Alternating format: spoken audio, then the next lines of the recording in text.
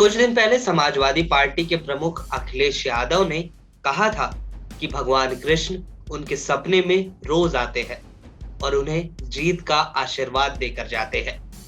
इस बार पश्चिम यूपी में अपने चुनाव प्रचार अभियान की शुरुआत के दौरान अखिलेश यादव ने अपनी जेब से एक लाल पोटली निकाली।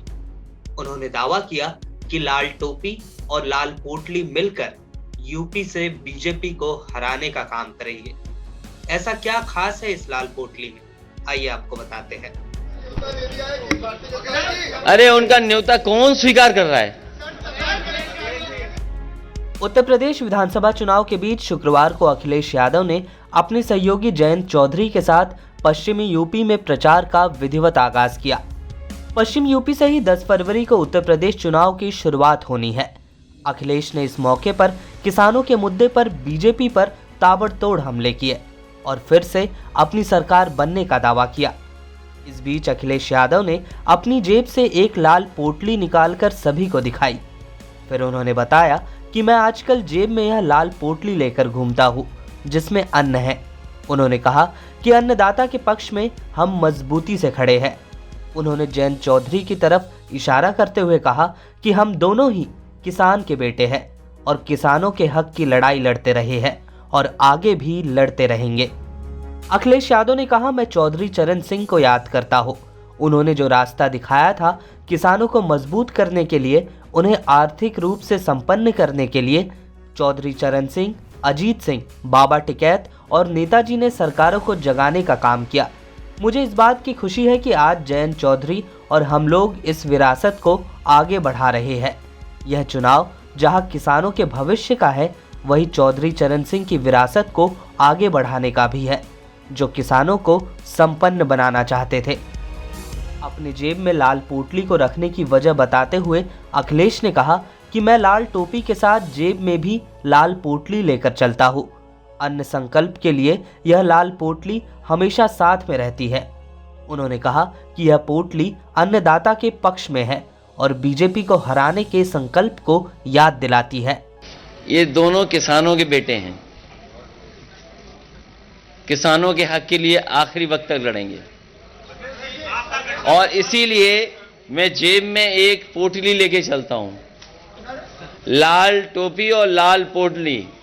ये अन्नदाता के पक्ष में हराने के लिए, उन्हें भगाने के लिए अन्न संकल्प लेकर के चलता हूं। मैं तो कहूंगा पत्रकार साथियों, अगर आप में भी कोई लेना चाहे तो अन्न संकल्प ले सकता है। हम सब तो ले चुके हैं, ले लिया अन्न संकल्प ले लिया हमारे अध्यक्ष जी और सब लोगों ने। अखिलेश यादव से जब जयंत चौधरी को अमित शाह से मिले न्योते के बारे में सवाल किया गया तो उन्होंने कहा कि उनका न्योता कौन स्वीकार कर रहा है। अरे उनका न्योता कौन स्वीकार कर रहा है? और सोचो हालात कैसे हैं। देखिए उनके हालात कैसे हैं, हालात कैसे उनके, सोचो न्योता देना पड़ रहा है। इससे पहले अखिलेश यादव मुजफ्फरनगर में अपनी प्रेस कॉन्फ्रेंस में देरी से पहुंचे। अखिलेश ने इसके लिए बीजेपी को जिम्मेदार ठहराया। देरी होने पर अखिलेश ने ट्वीट कर कहा कि मेरे हेलीकॉप्टर को अभी भी बिना किसी कारण बताए दिल्ली में रोक कर रखा गया है और मुजफ्फरनगर नहीं जाने दिया जा रहा है, जबकि भाजपा के एक शीर्ष नेता अभी यहां से उड़े हैं। अखिलेश ने इसे हारती हुई भाजपा की हताशा भरी साजिश करार दिया। इसके कुछ देर बाद ही अखिलेश यादव ने उड़ान भरने की जानकारी भी साझा की। वहीं इन सब के बीच भारतीय जनता पार्टी के अध्यक्ष जगत प्रकाश नड्डा ने आज शाहजहांपुर में बीजेपी के लिए डोर टू डोर प्रचार अभियान किया। तो वहीं दूसरी ओर मुख्यमंत्री योगी आदित्यनाथ ने भी मेरठ में बीजेपी के लिए घर घर संपर्क अभियान किया। बीजेपी ने यूपी में तीसरे और चौथे चरण में होने वाले मतदान के लिए अपने उम्मीदवारों की घोषणा कर दी है। बीजेपी ने प्रतापगढ़ में निर्दलीय और दबंग उम्मीदवार माने जाने वाले रघुराज प्रताप सिंह उर्फ राजा भैया के खिलाफ अपनी पार्टी से सिंधुजा मिश्रा को टिकट दी है।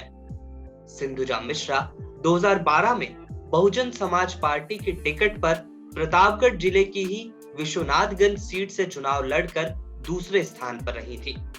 जबकि इन्हीं चुनावों में उनके पति शिव प्रकाश सेनानी राजा भैया के खिलाफ चुनाव लड़कर 88,000 वोटों से हारे थे। यूपी चुनाव के लिए शुक्रवार को भारतीय जनता पार्टी ने अपने 91 उम्मीदवारों की सूची भी जारी की। इस लिस्ट में पार्टी के राज्य सरकार में मंत्री सिद्धार्थनाथ सिंह को इलाहाबाद पश्चिम से, उपेंद्र तिवारी को बलिया जिले की फेफना से, नंद कुमार गुप्ता नंदी को इलाहाबाद दक्षिण से और सूर्य प्रताप शाही को पत्थरदेवा से चुनावी मैदान में उतारा गया है। वहीं मुख्यमंत्री योगी आदित्यनाथ के सूचना सलाहकार रहे शलभमणि त्रिपाठी को पार्टी ने देवरिया से उम्मीदवार बनाया है। प्रतापगढ़ की कुंडा विधानसभा से बीजेपी ने सिंधुजा मिश्रा को प्रत्याशी बनाया है। मिश्रा निर्दलीय दबंग विधायक रघुराज प्रताप सिंह उर्फ राजा भैया के खिलाफ मैदान में उतरेंगी। वहीं बहुजन समाज पार्टी ने भी चौथे चरण के विधानसभा चुनाव के लिए शुक्रवार को 53 उम्मीदवारों की घोषणा कर दी। यूपी चुनाव के चौथे चरण में 9 जिलों की 59 सीटों पर 23 फरवरी को मतदान होना है।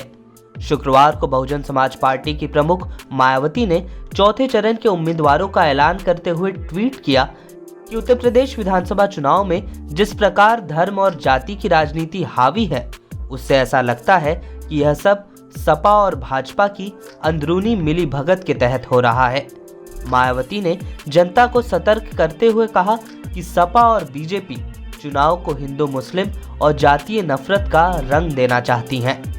हिंदुस्तान, पाकिस्तान, जिन्ना, गन्ना, हिंदू मुसलमान, यह सारी बातें यूपी चुनाव में लगातार हो रही है।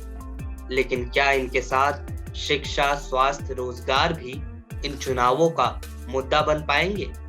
अगर हाँ, तो उसकी जानकारी भी हम आप तक लगातार पहुंचाते रहेंगे।